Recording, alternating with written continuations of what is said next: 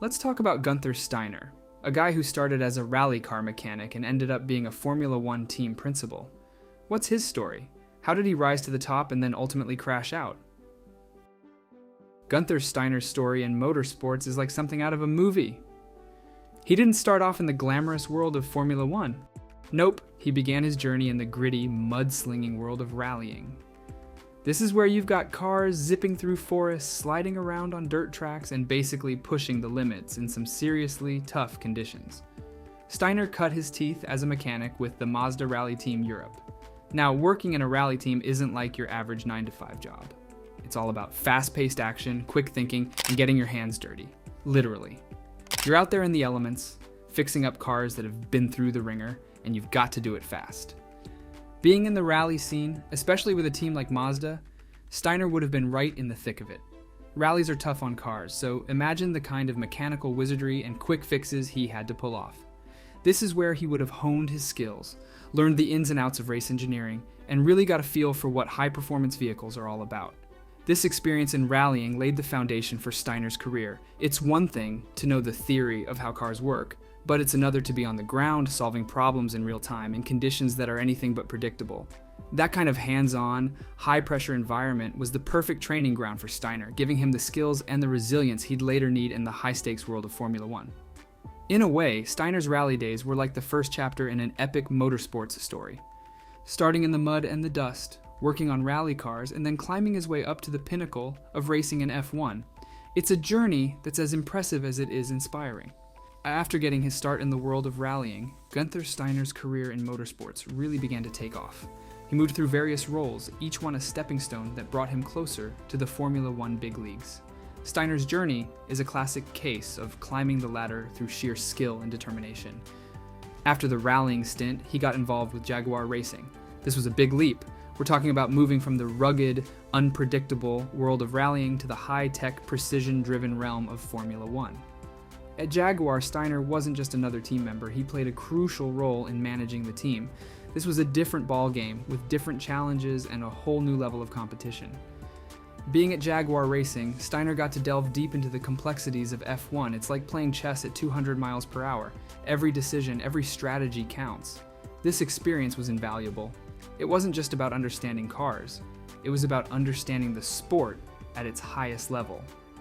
But Steiner's journey didn't stop there.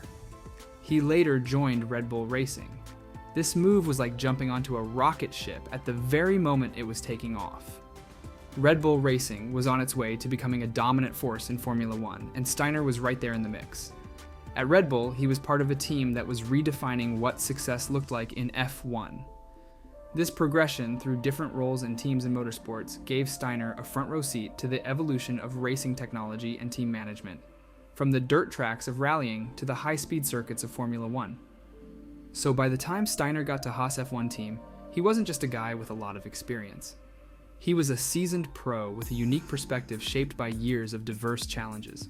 His time at Jaguar and Red Bull was a masterclass in racing, and he brought all of that knowledge and experience to his role at Haas.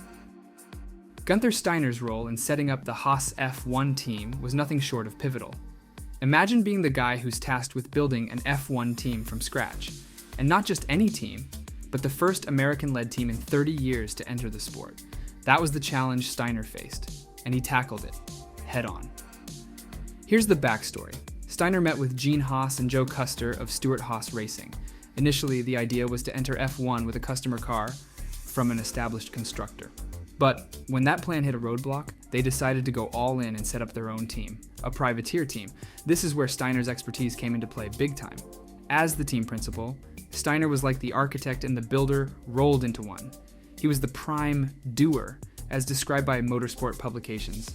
This guy didn't just oversee things, he got his hands dirty. He recruited the core team and handpicked the staff. But it wasn't just about putting together a team. Steiner also had to establish key partnerships. He played a crucial role in developing relationships with Dallara and Ferrari. These partnerships were essential for Haas, providing them with the technical resources and support they needed. Steiner's ability to navigate these complex negotiations and collaborations was a game changer. Then came the moment of truth. In 2016, Haas F1 Team made its debut, and guess what? They scored points in their very first race. That's like hitting a home run. in your first at-bat in the major leagues. It was a historic moment, not just for the team, but for American motorsport in Formula One. And Steiner was the man leading the charge. Guenther Steiner's strategy and vision in forming partnerships with Dallara and Ferrari were nothing short of brilliant. Let me break it down for you. Formula One is not just about having the fastest driver, it's about having a car that can compete at the highest level. And to do that, you need serious technical know-how and resources. That's where Dallara and Ferrari come into play. Starting with Dallara, these guys are legends in the world of motorsports engineering. They've got experience in everything from IndyCar to sports cars. By teaming up with Dallara, Haas F1 got access to top-notch chassis technology. It was a smart move because it meant Haas could focus on other aspects of the team while leaving the chassis expertise to Dallara. Then there's the partnership with Ferrari. By aligning with Ferrari, Haas secured a power unit supply that was already proven on the track. It's like if you're starting a new restaurant and you've got a world-class chef agreeing to supply your kitchen. This partnership gave Haas a competitive edge right from the start. These partnerships were strategic, not just from a technical standpoint, but also financially. F1 is an expensive sport. By collaborating with Dallara and Ferrari, Haas could manage costs more effectively, focusing their budget on other critical areas of the team. It was a balanced approach, blending financial prudence with competitive ambition. He knew that to break into F1 and be competitive, Haas needed strong allies. It set the foundation for Haas to become a team that could stand its ground in the fiercely competitive world of Formula One. Now that we've covered his rise to principal at Haas, let's talk about his fall. Under Guenther Steiner's leadership, the Haas team faced its fair share of performance struggles and complex internal dynamics.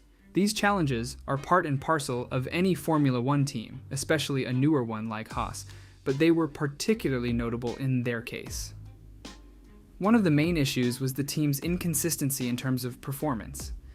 There were moments of brilliance, like scoring points on their debut and other strong finishes, but these were often interspersed with periods of struggle. This roller coaster of performance was not just challenging in terms of scoring points, but also for morale within the team. A significant factor in these struggles was the team's resources. Formula One is a sport where the depth of your pockets often correlates with your position on the grid. Despite their strategic partnerships, Haas operated with a smaller budget compared to the big players.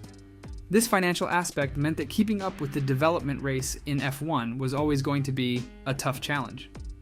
Then there were the internal dynamics. Steiner's direct management style was a double-edged sword. On the one hand, it brought a clear, no-nonsense approach to team management. On the other, it sometimes led to tensions within the team, especially under the high-pressure environment of F1 racing. The dynamics between Steiner, the drivers, and other team members were often highlighted in Drive to Survive, providing a glimpse into the challenges of managing a diverse and high-performing group under stress. The situation at Haas F1 Team between Guenther Steiner and Gene Haas was essentially a classic case of differing visions in a high-stakes environment.